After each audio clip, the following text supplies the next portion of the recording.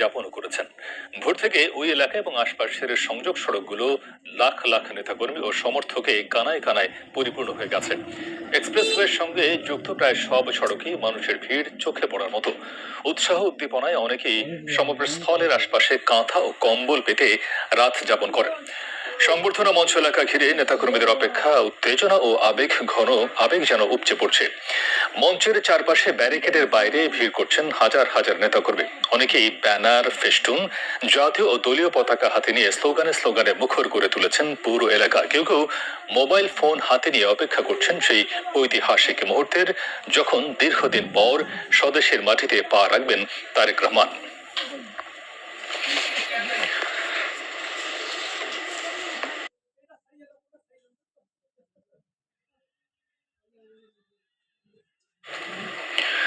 দর্শক, এই মুহূর্তে সেখানে আছেন সহকর্মী মহিনুল হাসান। সরাসরি চলে যাচ্ছে তার কাছে। মহিন, ৩০০ ফিট এলাকার সার্বিক পরিস্থিতি আমাদেরকে জানাবেন। মহিন, আমাকে শুনতে পাচ্ছেন? মহিন, শুনতে পাচ্ছেন আমাকে?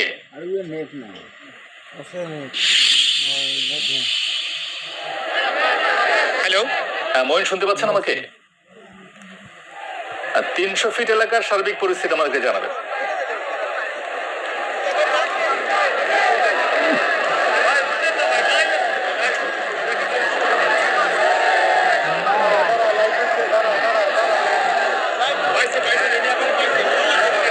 ধারণা করছি আপনি আমাকে শুনতে পাচ্ছেন। এখানে যে পরিস্থিতি, সেই পরিস্থিতি আসলে আপনাকে বর্ণনা করা সম্ভব নয়। বিএনপির ভারপ্রাপ্ত চেয়ারম্যান তারেক রহমান, আপনি ইতিমধ্যে দর্শকদের জানিয়েছেন যে তিনি প্রায় 18 বছর পরে দেশে ফিরছেন।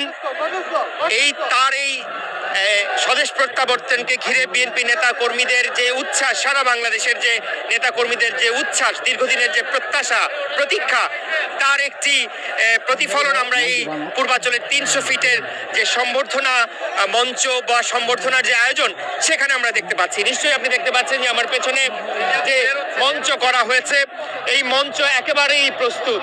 মঞ্চ প্রস্তুত, তার নেতাকে, তার মূল যে আকর্ষণ, যার জন্য এই আয়োজন, তাকে বরণ করে নিতে এই মঞ্চ প্রস্তুত। সারা বাংলাদেশ থেকে আসা বিএনপির হাজারো লক্ষ নেতা কর্মী, এখানে লক্ষ নেতা কর্মীদের ঢল। আমি যখন সকালে এখানে প্রবেশ করি, তখন আমি দেখতে পেয়েছি যে এখানে তখনও আড়মোড়া ভাঙেনি। তখনও সারা বাংলাদেশ থেকে আসা নেতা কর্মীরা রাস্তার মধ্যে তারা চাদর বিছিয়ে, কম্বল বিছিয়ে তারা এখানে রাত্রি যাপন করেছেন। তারা সকালের আড়মোড়া ভেঙে তারা নেতাকে বরণ করার জন্য প্রস্তুতি নিচ্ছেন। দুঃখিত, সেটি আমার চোখে পড়েছে। এখনো সারা বাংলাদেশ থেকে স্রোতের মতো মানুষ আসছে। পুরো পূর্বাচল ৩০০ ফিট এলাকা লোকারণ্য হয়ে গেছে এখনো। কিন্তু সকাল আমরা যতটুকু খবর পেয়েছি, সারা বাংলাদেশ থেকে বাসে করে, ট্রেনে করে, লঞ্চে করে এখনো নেতা কর্মীরা এই তাদের প্রিয় নেতাকে স্বাগত জানাতে পূর্বাচলমুখী। পুরো বাংলাদেশের এখন গন্তব্য, পুরো বাংলাদেশে বিএনপি নেতা কর্মীদের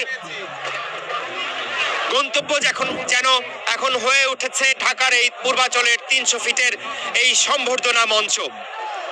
আপনাকে বলতে চাই, এখানে নিরাপত্তা ব্যবস্থা যদি বলতে চাই, গত কয়েকদিন ধরে পুলিশ সহ আইন শৃঙ্খলা রক্ষাকারী বাহিনী, আমরা সোয়াত সহ আর্ম পুলিশ ব্যাটালিয়ন সদস্যদেরকে আমরা দেখতে পাচ্ছি পুরো মঞ্চটাকে ঘিরে তারা অবস্থান নিয়েছেন।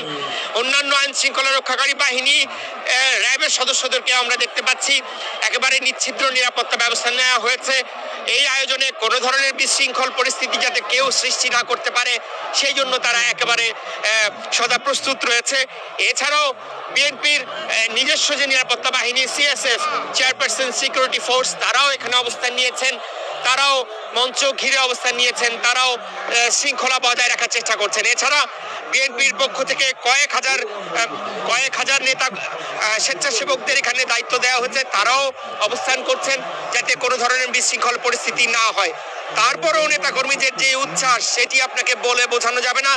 তারা এখন প্রহর গুনছেন, তারা বারবার ঘড়ি দেখছেন যে কখন 12টা বাজবে, অর্থাৎ হচ্ছে কখন তাদের প্রিয় নেতা তারেক রহমান বাংলাদেশ বহনকারী বিমান, বাংলাদেশের যে এয়ারলাইন্সের যে বিমানটি রয়েছে, সেটি বাংলাদেশের মাটি স্পর্শ করবে, কখন নেতা বাংলাদেশের মাটি স্পর্শ করবেন, তাদের নেতা তাদের কাছে ফিরে আসবেন, এই প্রতীক্ষা করছেন এখানকার বিএনপির অসংখ্য নেতা কর্মী। তাদের সঙ্গে কিছুক্ষণ আগে কথা বলেছি। সারা বাংলাদেশ থেকে তারা এসছেন, বলছেন যে গত কয়েকদিনে রাস্তায় আসতে যে তাদের যে ভোগান্তি কষ্ট হয়েছে, অনেকে 2-3 দিন আগে ঢাকায় এসে পৌঁছেছেন, এখানে রাত্রি যাপন করেছেন। তারা বলছেন সমস্ত কষ্ট তাদের, সমস্ত কষ্ট, এই কষ্টকে তারা কষ্ট মনে করছেন না। তারা বলছেন যে নেতা, তাদের নেতা তারেক রহমান যে সম্ভাবনার নতুন যে দুয়ার খুলে দিয়েছেন তাদের সামনে। তাদের, আপনি জানেন যে বিগত 17 বছর এই বিএনপির উপরে যে তারা বলছে নির্যাতন, রাষ্ট্রীয় নিপীড়ন হয়েছে, মামলা মোকদ্দমা গুম খুনের ভিতর দিয়ে তাদেরকে যেতে হয়েছে। তারা আশা করছেন নতুন দিনের নতুন সম্ভাবনা তাদের সামনে আসছে এবং আগামী 12ই ফেব্রুয়ারি যে নির্বাচন হতে যাচ্ছে, এই নির্বাচনে তারেক রহমানের নেতৃত্বে তারা সেই নির্বাচনে অংশগ্রহণ করবেন এবং বাংলাদেশের মানুষের বিপুল সমর্থন নিয়ে তারা সরকার গঠনের মাধ্যমে বাংলাদেশের 5ই আগস্ট গণ অভ্যুত্থানের যে নতুন বাংলাদেশের প্রত্যাশা বাংলাদেশের মানুষের সামনে সৃষ্টি হয়েছে, সেই প্রত্যাশাকে তারা পূরণ করার জন্য তারেক রহমানের নেতৃত্বে তারা এগিয়ে যাবেন। এই যে তাদের প্রত্যাশা, আপাতত তোহা এই পূর্বাচলের 300 ফিট থেকে এখন পর্যন্ত আপনার মাধ্যমে আমাদের দর্শকদের এই বার্তাই জানাতে চাই। পরবর্তী সংবাদে আশা করছি আরো নতুন কোনো আপডেট, আরো উচ্ছ্বাসের খবর আপনার মাধ্যমে আমাদের দর্শকদের জানাতে পারবো। তোহা, আপনার মাধ্যমে আবারও পূর্বাচল থেকে আমাদের দর্শকদের এটিএন বাংলা স্টুডিওতে ফিরিয়ে নিয়ে যাচ্ছি। তো মঈন, আপনাকে ধন্যবাদ। সপরিবারে যুক্তরাজ্য থেকে দেশের পথে বিএনপির ভারপ্রাপ্ত চেয়ারম্যান তারেক রহমান, সাথে রয়েছেন তার সহধর্মিণী ডাক্তার জোবায়দা রহমান ও মেয়ে ব্যারিস্টার জাইমা রহমান। দুপুর 11:15টায় ঢাকার হযরত শাহজালাল আন্তর্জাতিক বিমানবন্দরে নামবেন তারা। এর আগে বাংলাদেশ সময় গত রাত 12:15টায় তারেক রহমান ও তার সফর সঙ্গীদের বহনকারী বিমান বাংলাদেশ এয়ারলাইন্সের একটি ফ্লাইট ঢাকার উদ্দেশ্যে যুক্তরাজ্য ছাড়ে।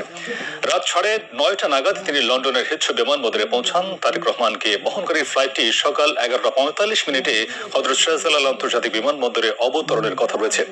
ফ্লাইটটি সরাসরি ঢাকায় না এসে সকালে প্রথমে সিলেটে পৌঁছাবে। সেখানে যাত্রাবিরতি শেষে ফ্লাইটটি পুনরায় ঢাকার উদ্দেশ্যে রওনা দেবে।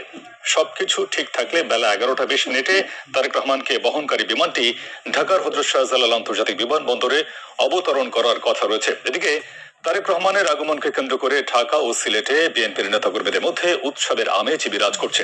এর মধ্যে তারেক রহমানকে অভ্যর্থনা জানাতে বিমানবন্দরে পৌঁছেছেন বিএনপি মহাসচিব মির্জা ফখরুল ইসলাম আলমগীর সহ কেন্দ্রীয় নেতারা।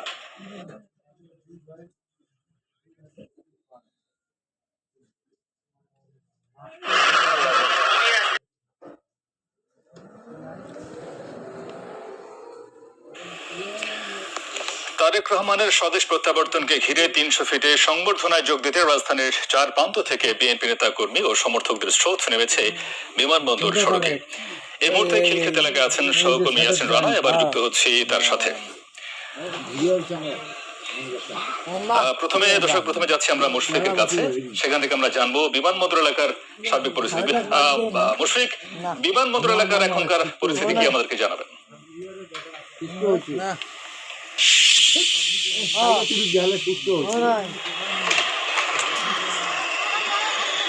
তো বিমানবন্দর এলাকায় আছি, বেলা বাড়ছে, তবে শীতের যে তীব্রতা সেটা কমছে না, তবে মানুষের ঢল সেটা কিন্তু বাড়ছে। সেই সাথে আইন শৃঙ্খলা যে পরিস্থিতি, আইন শৃঙ্খলা বাহিনীর যে তৎপরতা সেটা কিন্তু বেড়ে চলেছে। দেখতে পাচ্ছেন বাংলাদেশের বিভিন্ন জায়গা থেকে এই এলাকাটা দিয়ে, বিমানবন্দর এলাকা দিয়ে কিন্তু মানুষজন প্রবেশ করছে, বিশেষ করে উত্তর অঞ্চল থেকে। কারণ যারা রেল যোগে এসেছেন তারা কিন্তু বিমানবন্দর স্টেশনে নেমে তারপরে কিন্তু তাদের ব্যানার এবং অন্যান্য ফেস্টুন এগুলো নিয়ে ছোট বড় মিছিল করে করে তারা কিন্তু এগিয়ে চলেছেন সমাবেশ স্থল, যেখানে বিএনপির ভারপ্রাপ্ত চেয়ারম্যান তারেক রহমান তাকে সংবর্ধনা দেওয়া হবে সেই এলাকার দিকে।